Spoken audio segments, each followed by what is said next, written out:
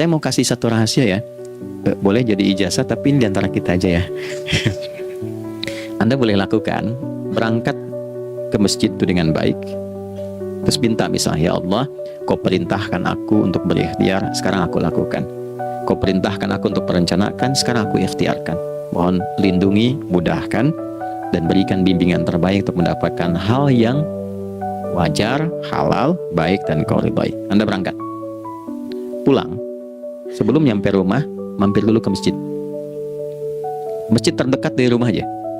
Sholat 2 rakaat situ. Ya, sholatnya bisa sholat wudhu, tahiyatul masjid, dan sebagainya. Setelah itu pulang. Doa dulu habis sholat. Ya Allah, aku telah berikhtiar seperti apa yang telah Engkau perintahkan. Sekarang aku memohon rizki darimu seperti apa yang telah Engkau janjikan. Kalau dengan semua ikhtiar ini belum cukup menurunkan rizki darimu, maka mohon tunjukkan padaku saat ini dengan cara apa lagi aku mesti berikhtiar. Bismillahirrahmanirrahim. 1. Sholat adalah perwujudan iman seorang hamba. Karena itulah kalimat sholat pertama kali disebutkan dalam Al-Quran, itu letaknya setelah kalimat iman. Al-Baqarah ayat 3, alladzina yu'minuna bil ghaibi wa yuqimunas shalah. Orang-orang yang telah menyatakan beriman dan konsisten menjaga imannya. Beda alladzina amanu dengan yu'minun. Amanu telah beriman, tapi kalau dia komitmen dan konsisten terus menjaga imannya sampai saat dia berpulang pada Tuhannya, maka berubah nanti bentuknya. Kalau di bahasa Arab jadi mudhari'. Ya, di bahasa Inggris kan tuh punya 3 arti, present, continuous, and future. Jadi kalaupun sekarang terus berlangsung sampai masa depan pun saya tetap akan beriman. Nah, pembuktian untuk menjaga iman itu pembuktian utamanya pada sholat. Itulah sebabnya satu-satunya amal ibadah dari rukun Islam yang 5 itu, ya, satu-satunya amal ibadah yang disebut iman dalam Al-Quran hanya salat. Teman-teman boleh buka Quran surah kedua Al-Baqarah di ayat 143. Ya, di pertengahan ke ujung ayatnya. Saya percepat. Wa ma kana Allahu liyudhi'a imanakum. Dan Allah nggak akan pernah menyia-nyiakan salat seseorang yang dikerjakan karena imannya. Ayat ini turun, ketika ada terjadi pergantian arah kiblat dari yang tadinya semula ke Masjidil Aqsa, lalu berputar 180 derajat beralih ke Masjidil Haram. Nabi sedang berada di luar Madinah. Madinah tempo dulu wilayahnya nggak seluas cakupan sekarang. Oke, kalau diilustrasikan area sekitaran Masjid Nabawi sekarang itulah Madinah lah. Di luar itu sudah di luarnya. Nah, Nabi sedang sholat, riwayatnya banyak menyebutkan, ada yang mengatakan zuhur, ada asar, ada maghrib. Di pertengahan itu turunlah Al-Baqarah ayat 144. Qad nara taqalluba wajhika fis sama' falanuwalliyannaka qiblatan tardaha fawalli wajhaka syatral masjidil haram. Maka berputarlah dengan turunnya ayat ini 180 derajat menghadap ke arah Masjid Al-Haram. Problemnya adalah ketika Nabi dan pengiring beliau kembali ke Madinah, area Masjid Nabawi, kan nggak semua masyarakat ikut. Maka virallah informasi itu bahwa kiblat telah beralih ke kiblat awal, yaitu Ka'bah Al-Musyarrafah. Maka penduduk panik pada saat itu. Status sholat kami yang tadi dikerjakan bagaimana? Karena sedang nggak bisa diulang, sudah pindah waktu. Maka turunlah kemudian firman Allah yang Al-Baqarah 143 itu, wa ma kana Allahu liyudhi'a imanakum. Karena engkau mengerjakan sholat itu dengan imanmu, maka Allah nggak menyia-nyiakan imanmu itu. Maksudnya apa? Walaupun arah kiblatnya tidak tahu mengarah kepada sisi yang belum berubah, tetap dihitung pahalanya sempurna karena imannya. Nah, ini nanti yang menjadi landasan turunnya Al-Baqarah ayat 115. Walillahil masyriq wal maghrib fa aynama tuwallu fathamma wajhullah. Kalau Anda sedang tugas nanti di lapangan, lalu sulit menemukan arah kiblat, aplikasi susah karena sinyal nggak masuk misalnya, oke, kemudian juga matahari agak remang-remang sehingga sulit untuk terlihat patokannya, maka dengan keyakinan, dengan iman itu, menghadaplah ke arah yang kita yakini, maka berlakulah Al-Baqarah 115. Di saat itu diterima amal ibadah kita sama dengan yang menghadap kiblat dengan dasar imannya. Oke, nah pengertian terbaliknya, mafhum mukhalafahnya, maka Nabi mengatakan, al-farqu bainal mu'min wal kafir tarkus shalah. Beda antara orang yang beriman dengan yang belum beriman adalah pada sholatnya. Jadi kalau ada orang mengatakan sudah beriman dan tidak menunaikan sholat, ini artinya keimanannya belum diakui sepenuhnya oleh Allah Subhanahu wa Ta'ala. Jelas ya? Halo, kenapa sedih begini? Maaf, saya terlalu cepat nggak? Nggak ya? Baik. Jadi dalam poin ini penting pembedanya di sholat. Itulah sebabnya kenapa dari kecil kan, usia sekian, dari mulai 3 ke arah 7 tahun contohkan, ya orang tuanya sholat bentangkan sejadah. Kalau bisa, kalau anak sudah mulai suka tuh kasih model sejadah yang anak-anak sukai bentuknya. Ya, dulu ada anak saya senang model mobilan, saya tidak sebutkan supaya tidak endorse gitu ya. Dikasih sejadah dengan pola itu, dia senang tuh ikutin. Kita nggak minta sholat, dia datang sendiri. Ya, nanti setelah mulai 7 tahun kan baru diajarkan dengan baik, diajak ke masjid kalau yang laki-laki. Demikian seterusnya. Ya, mengapa dari awal dituntun seperti itu? Untuk memberikan sebuah penguat bahwa penjagaan iman dimulai dari sejak dini. Ya, tapi di Indonesia saya perhatikan kelasnya sudah advance. Ya, TK sudah manasik gitu. Itu satu ya. Karena nanti kalau Nabi bilang begitu artinya akan terjadi orang mengatakan beriman tapi tidak sholat. Ya, makanya keras dari awal Nabi katakan bahwa pembeda antara orang yang beriman dengan yang baru klaim beriman itu pada sholatnya. Ya, pada sholatnya. Mengerjakan sholat maka sah status imannya, tidak menunaikan sholat maka bermasalah imannya. Itu poin yang pertama. Yang kedua teman-teman sekalian, ibadah. Kita lanjut ya. Sholat adalah bagian pokok terpenting dari ibadah. Nah, di sini kita akan mulai membuka sedikit rahasia terkait dengan aspek ibadah ini. Teman-teman sekalian, ternyata sholat ini ketika oleh Allah diturunkan dalam Al-Quran, dalam konteks penunaian ibadah, bukan berarti hanya mengkoneksikan atau mengkorelasikan hubungannya dengan iman saja, bukan. Karena saya beriman, saya buktikan ibadah nyembah Allah lewat sholat. Dalilnya Quran surah ke-20 ayat 14. Innani anallah la ilaha illa ana. Aku tegaskan akulah Allah, nggak ada Tuhan yang layak dipertuhankan dan disembah kecuali saya. Fa'budni, kalau Anda telah menyatakan beriman padaku, buktikan keberimananmu dengan menyembah saya dalam ibadah. Bentuknya bagaimana ya Allah? Teruskan ayatnya. Wa aqimis sholata. Tunaikan sholat sebagai bukti ibadah itu lidzikri, sebagai zikir kepadaku. Jadi korelasi antara ibadah dengan iman sudah kita sebutkan dalilnya.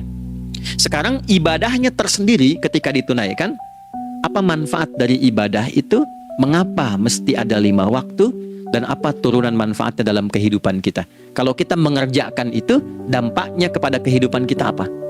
Nah, inilah indahnya di dalam Islam, dijelaskan dalilnya, diberikan contohnya, diberikan alasannya, dan yang paling indah, diberikan penjelasan dengan detail tentang manfaat-manfaatnya. Ini tidak ditemukan di dalam konsep keyakinan manapun. Kalau teman-teman boleh mau riset silahkan. Ada nggak satu keyakinan agama tertentu yang dari ibadahnya tuh diatur? Cara memulainya, bacaannya, detailnya, manfaatnya, waktunya, sampai dengan hasilnya, sampai kiamatnya. Ini menunjukkan bukan karya manusia. Bukan karya manusia. Kalau karya manusia setiap orang bisa buat itu. Ya, ketika ini menunjukkan bukan karya manusia, maka pertanyaannya dengan cara apa lagi Allah memberikan pembuktian pada kita bahwa Ia Tuhan yang hak yang harus kita sembah. Kalau sudah paham, mari kita rincikan turunan tentang sholat ini. Kita mulai satu-satu teman-teman sekalian dari waktu sholat. Alhamdulillah. Seperti kita ketahui waktu sholat ada 5. Tapi yang sering kita dapati dari yang 5 ini tidak semua orang mengetahui tentang makna dari nama dan pembagian di waktu ini. Yuk kita mulai rincikan. Sholat yang pertama namanya apa? Nggak usah khawatir menang nggak dapat hadiah kalau benar. Salah juga keterlaluan. Oke, 1 subuh. Dia satu-satunya nama sholat yang punya 2 nama ya, subuh dan fajar. Oke, Pak Fajar, Pak waktu sholat. 2 zuhur. 3 asar. 4 maghrib. 5 isya. Oke, rumus hitungannya 24 434 ya. Rumus bilangannya 24 434. Kalau mau tanya nomor koneksi dengan Allah 24 434, 2 subuh, 4 zuhur, 4 asar, 3 maghrib, 4 Isya. Oke, pertanyaannya, apa artinya nama itu?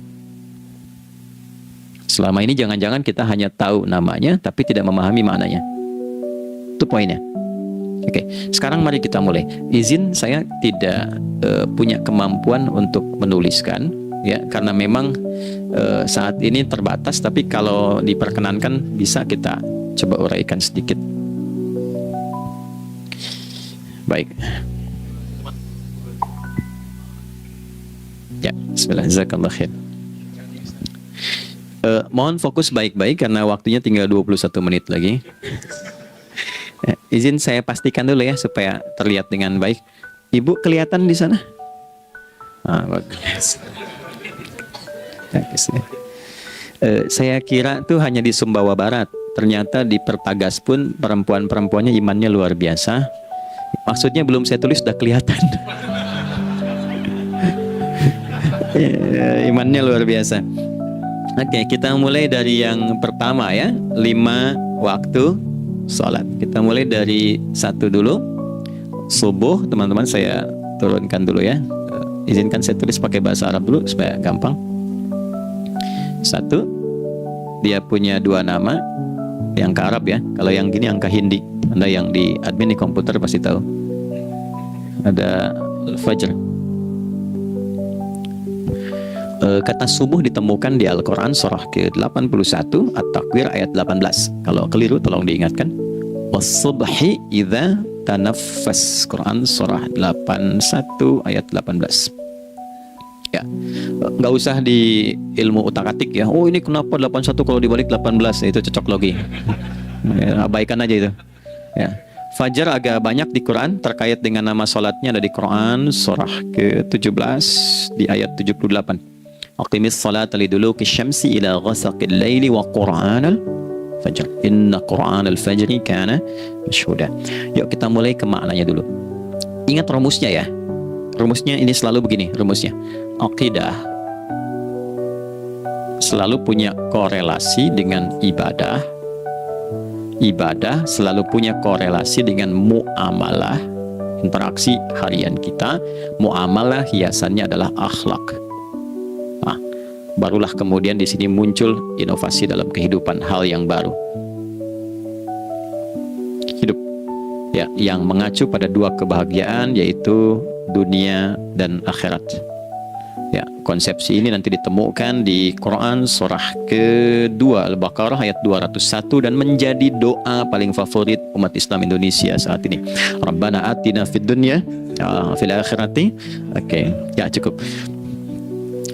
Subuh. Ini rumus dasarnya. Dari akidah kita beriman, pembuktian imannya lewat ibadah sholat. Apa hubungan sholat dengan aktivitas harian kita? Subuh asalnya terkorelasi dengan kata asbah. Oke? Asbah itu asalnya sesuatu yang sudah siap dengan rencana yang matang. Baik, orang Arab tuh kalau bertanya begini, kaifa asbahta ya akhi? Kaifa asbahti ya ukhti? Bagaimana kabarmu di pagi ini? Itu bukan hanya nanya kabar kesehatan. Beda dengan kaifa haluk, beda. Ya, itu bertanya bagaimana kabarmu hari ini, aktivitasmu bagaimana? Lancar, sudah siap, planning bagus dan sebagainya. Ya, itulah sebabnya ketika Allah bersumpah dengan awal waktu, penandanya adalah planning kegiatan. Ya, was-subhi, dan aku bersumpah demi waktu subuh, awal mula untuk berkegiatan, idza tanafas, apabila sudah mulai bergerak bersamaan dengan nafas yang keluar itu, maka sudah jelas rencana yang dibuat. Ya, jangankan kita, semua alam itu, semesta itu seluruhnya bukan hanya bertasbih, tapi beraktivitas dalam tasbihnya. Di waktu subuh, matahari sudah mulai bersinar kan? Ya, dan sinarnya mengambil manfaat loh, mengandung nilai manfaat, memecah keheningan malam dan menghilangkan kegelapannya. Gelap mulai hilang, datang kemudian sinar yang memberikan kita bimbingan untuk beraktivitas. Tumbuhan dimulai waktu itu sudah mengeluarkan oksigen, menyerap karbon dioksida. Saya waktu di Utrecht, di Delft di Belanda, ya, saya coba ingin membuktikan. Kan adzan nggak terdengar keluar ya. Jadi sebelum waktu subuh itu saya keluar, kebetulan flatnya waktu itu dekat area hutan yang agak rimbun, enak gitu, udaranya bagus. Itu sebelum subuh terasa karbon dioksida. Walaupun cuma beda hampir 1 menit. Tapi begitu masuk waktu subuh, keluar kesegaran yang luar biasa. oksigen yang keluar. Ya, ini kan nggak mungkin kalau kuasa Allah tuh nggak mungkin terjadi seperti ini kalau bukan kuasa Allah Subhanahu wa Ta'ala. Tapi poinnya adalah yang bicara begini Quran. Nah, sekarang yang ingin saya katakan adalah alam semesta dalam konteks seperti matahari, kemudian tumbuhan, binatang, ayam bahkan mulai berkokok punya planning yang teratur. Masa kita makhluk yang dihisap tuh nggak teratur, nggak punya perencanaan? Maka subuh itu mengajarkan kepada kita, jangan sampai ada orang Islam yang punya keimanan lalu menunaikan sholat. Diajarkanlah oleh Allah, setiap masuk subuh itu harus punya agenda yang jelas, planning yang terukur. Jangan terjadi mengaku muslim, beriman, tapi nggak jelas perencanaan hidupnya. Jam 7 mau di mana? Jam 8 kerjakan apa? Anda dari sini ketemu 7 ke 4 atau setengah 8 ke setengah 5, 8 jam kerja. Oke, berangkat jam berapa? Petakan di jalan macetnya di sebelah mana? Ukur sampai kantor tiba jam berapa? Apa yang mau dikerjakan di kantor? Itulah Islam, itulah subuh.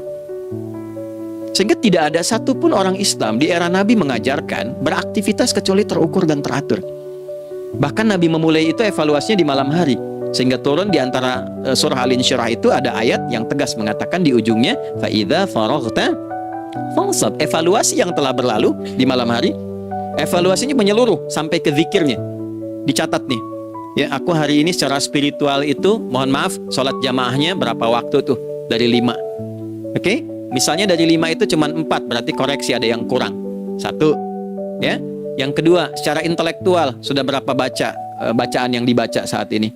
Ilmu yang ditingkatkan, mensyukuri anugerah akal dan sebagainya. Bekerja sempurna enggak? Turunkan ibadahnya bagaimana? Ketika ada yang kurang, istighfari. Ya, sebagai seorang ayah, ada nggak sesuatu yang salah yang dilakukan belum sempurna? Sebagai seorang ibu, anak dan sebagainya, istighfar. Itulah sebabnya sebelum tidur Nabi ajarkan istighfar. Yang kita tahu 70 kali kan?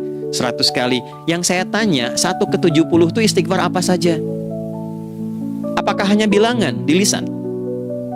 Atau dari lisan diingatkan oleh pikiran, ditembuskan ke hati? Istighfar sebagai seorang ayah yang kurang maksimal melihat anak dengan baik. Anda boleh punya jabatan di kantor, boleh direktur, boleh manajer, boleh macam-macam. Tapi ketika Anda pulang, Anda seorang ayah. Saya di Timur Tengah disebut syekh, di sini dipanggil kiai, dipanggil ustadz. Pulang ke rumah, anak saya nggak kenal itu semua. Anak saya nggak peduli itu semua. Belum pernah seumur-umur saya mengajar, lalu saya pulang, anak saya menunggu depan pintu dan memanggil kiai. Dia ingin ayahnya, Ya. Kenapa nggak kita hadirkan istighfar pertama kita itu? Karena kita kurang perhatian. Kurang perhatian kepada anak misalnya. Saya kalau pulang tengah malam dan semua tertidur, saya lihat satu-satu. Perbaiki cara tidurnya, doa, lihat satu-satu, minta ampun sama Allah. Dan ya kadang sebelum mengalirkan air mata kita nggak bisa tidur karena nggak tahu nanti ketemu lagi nggak di akhirat tuh. Itu poin yang paling penting. Nah, jadi istighfar pertama itu untuk diri kita, ketaatan pada Allah, untuk diri kita sebagai anak pada orang tua, sebagai suami punya tanggung jawab istri atau sebaliknya, demikian seterusnya. Nah, itu kalau sudah kita bisa lakukan, dievaluasi, direncanakan besoknya. Fa'idza faraghta fansab, direncanakan lagi yang berikutnya, besok mau ngapain, tulis malam. Kalau kita biasakan begitu, tidurnya enak. Karena nggak ada beban, damai hidupnya. Dengan teman damai kalau ada perselisihan sebelum tidur, ya. Jadi nggak ada orang mengigau itu masalah-masalah kehidupan dunia yang belum tuntas. Ini dunia saat terjaga bermasalah, saat tidur pun masih bermasalah. Gara-gara kamu nih, kapan istirahatnya? Ya. Nah, ketika kita bangun dari subuh itu, maka rencana yang sudah kita siapkan itu, teman-teman sekalian, dibawa menghadap Allah supaya minta kemudahan, minta kelancaran, minta pendampingan, minta bimbingan. Itulah sebabnya kita dipanggil sholat di awal waktu, supaya rencana yang sudah kita siapkan itu minta taufiknya, persetujuan dan perlindungan dari Allah. Inilah yang menjadikan rahasia umumnya para sahabat memulai berkegiatan sejak dari masjid. Teman-teman boleh riset deh hadis-hadis tentang sholatnya sahabat dan kaitannya dengan syuruk dan pekerjaan. Rata-rata memulai dari masjid. Mereka tungguin, evaluasi, begitu siap, syuruk, minta sama Allah, berangkat. Saya mau kasih satu rahasia ya. Boleh jadi ijazah, tapi ini diantara kita aja ya. Anda boleh lakukan, berangkat ke masjid itu dengan baik, terus minta misalnya, ya Allah, Kau perintahkan aku untuk berikhtiar, sekarang aku lakukan. Kau perintahkan aku untuk merencanakan, sekarang aku ikhtiarkan. Mohon lindungi, mudahkan, dan berikan bimbingan terbaik untuk mendapatkan hal yang wajar, halal, baik, dan kau ridhai. Anda berangkat. Pulang, sebelum nyampe rumah, mampir dulu ke masjid. Masjid terdekat dari rumah aja. Sholat 2 rakaat, situ. Ya, sholatnya bisa sholat wudhu, tahiyatul masjid, dan sebagainya. Setelah itu pulang. Doa dulu habis sholat. Ya Allah, aku telah berikhtiar seperti apa yang telah Engkau perintahkan. Sekarang aku memohon rizki darimu seperti apa yang telah Engkau janjikan. Kalau dengan semua ikhtiar ini belum cukup menurunkan rizki darimu, maka mohon tunjukkan padaku saat ini dengan cara apa lagi aku mesti berikhtiar. Oke? Silahkan Anda pulang dengan suasana itu ke rumah dan lihat apa yang terjadi. Rasakan bedanya, bedakan rasanya, dan pasti terasa bedanya. Gak ada kesan yang lain pada jiwa. Jadi yang dibawa ke rumah itu bukan aura kantor, bukan aura jalan yang macet, tapi ada ketenangan, kenyamanan, dan kenikmatan. Kalau teman-teman mau pakai sunnah sahabat ini dalam dunia pekerjaan dan Anda lakukan, coba sehari ini saja, rasanya pasti beda. Ya, ini bagian pertama. Nah, ketika kita ingin datang menghadap Allah dan mulai membawa rencana kita, kan perlu isyaratnya kan, kapan dimulai? Gak bisa tiba-tiba saya bangun jam 3 langsung sholat subuh, kan tidak begitu, ya kan? Mesti ada satu sinyal dulu, yang dari sinyal itu ada feedback pada diri kita untuk merespon, gitu kan? Nah, pancaran respon atas sesuatu yang memancar akibat satu hal yang terjadi. Kalau di gaya itu kan, kalau ada gaya gerak, gaya dorong kan? Ya, kalau nggak salah F1 sama dengan F2 kan? Nah, gaya gerak sama dengan gaya dorong. Geraknya dikit, bunyinya kecil kan? Kencang bunyinya, kencang. Terus ada F berbanding lurus dengan P, hukum Pascalnya. Gaya berbanding lurus dengan tekanan, kan? Semakin banyak gaya semakin tertekan. Nah, respon yang muncul ketika ada satu misalnya gaya, tapi responnya sifatnya materi sifatnya. Ya, misal kalau Anda mau mengebor air, kan? Kemudian keluar, terpancar tuh dari bawah itu keluar misalnya air. Nah, itu namanya infajar. Infajar. Dalilnya Quran surah kedua ayat 60. Wa idzistasqa Musa liqaumihi faqulna idrib bi'asakal hajar fanfajarat minhu 12 aina. Nabi Musa kata Allah itu kaummu 12 suku minta mata air dan nggak tanggung, setiap sukunya minta satu, katanya supaya nggak rebutan. Maka Allah firmankan, pukulkan tongkatmu yang kayu. Lihat diksinya detil sekali. Pukulkan tongkatmu yang kayu ke batu itu, maka batu itu akan terbelah dan mengeluarkan pancaran 12 mata air. Ya, tongkat kayu dipukulkan ke batu, batunya yang hancur. Karena Musa seorang nabi, gitu kan? Anda punya tongkat emas, pukulkan ke batu, maka keluar 12 air mata, gitu kan? Nah, ini infajar. Kalau respon yang keluar itu respon buruk, misal dalam nafsu, kan suka ada trigger ya yang memancing respon, terus nafsu keluar kan? Ya, apa saja itu? Lihat gambar yang nggak bagus, nafsu keluar, gitu kan? Lihat sendal bagus, nafsu keluar, macam-macam ya. Nah, itu fujur namanya. Fujur. Hurufnya masih sama, cuma bentuknya berbeda. Fa, jimnya masih ada waw, ada ra-nya. Fujur. Quran surah 91 di ayat 7-10. Wa nafsi wa ma sawwaha fa alhamaha fujuraha wa taqwaha. Fujur tembus ke nafas, nafas memerintahkan yang buruk disebut su. Nafas ketemu su jadi nafsu. Makanya nama lain fujur itu nafsu. Dalilnya Quran surah 12 ayat 53. Wa ma ubarri'u nafsi innan nafsa la'ammaratun bisu. Ya, la'ammaratun bisu'i illa ma rahima rabbi. Oke, nafas ketemu su. Teruskan. Tapi kalau pancarannya pada sifat yang baik. Oke? Membelah sesuatu yang gelap menjadi baik, terbuka, memancarkan respon panggilan yang baik, maka berubah katanya menjadi fajar. Oke? Matahari diperintahkan oleh Allah, diperintahkan membelah kegelapan malam. Keluarlah sinar pertamanya, disebutlah fajar. Kenapa? Karena ada respon kebaikan keluar darinya. Baik, perhatikan baik-baik Quran surah kedua ayat 187. Wa kulu washrabu hatta yatabayyana lakumul khaytul abyadu minal khaytil aswadi minal fajar. Itu untuk matahari. Kita lagi tidur enak-enak, sudah nyiapin rencana malam-malam, tiba-tiba ada panggilan, Allahu Akbar, Allahu Akbar. Itulah tandanya hati kita mengkonfirmasi iman kita dalam diri kita. Cepat, sudah adzan. Pernah begitu? Nah, konfirmasi itulah dalam bahasa lain yang disebut dengan fajar namanya. Datang. Jadi waktunya matahari membelah disebut dengan fajar, konfirmasinya pun disebut dengan apa? Fajar. Ya, jadi bersamaan waktunya dengan dua hal itu. Datanglah panggilan. Itu yang dimaksud Quran, hubungan iman dengan konfirmasinya sampai ke sholatnya ada di Quran surah 8 ayat 2. Innamal mu'minuna iman alladzina idza dzukirallahu adzan wajilat qulubuhum iman. Jadi begitu ciri iman itu ada dalam jiwa, dipanggil lewat adzan, kan? Allahu akbar, langsung merespon, ya Allah sudah adzan. Walaupun setelah adzan ada lagi getaran, baru adzan belum qomat gitu kan. Nah, misal ya. Nah, tapi inilah fajar. Jadi maksudnya rencana Anda ini agak jarang dibahas ya. Mohon maaf, ilmu ini agak jarang. Jadi jangan Anda bilang saya bid'ah, bukan. Ya, bukunya ada, referensinya ada. Cuman karena jarang dikaji, jangan sampai kekurangan pengetahuan menghukumi yang tahu jadi salah gitu. Ini poinnya. Jadi saya kalau bahas satu masalah itu bukunya saya kumpulkan. Tafsir awal sampai akhir yang ada apa, buku-buku tentang sholat apa, baru kita keluarkan. Jadi bagian topik-topik tertentu yang dibahas. Problemnya ketika membahas tentang ibadah cuma dua. Satu tentang bacaan, doanya apa. Yang kedua tentang gerakan, bagaimana mengerjakannya. Yang ketiga jarang dibahas, hikmahnya apa. Padahal rumus dalam ibadah itu dalam fikih tiga-tiga mesti dipakai. Jadi Quran surah kedua ayat berapa? Ayat 129.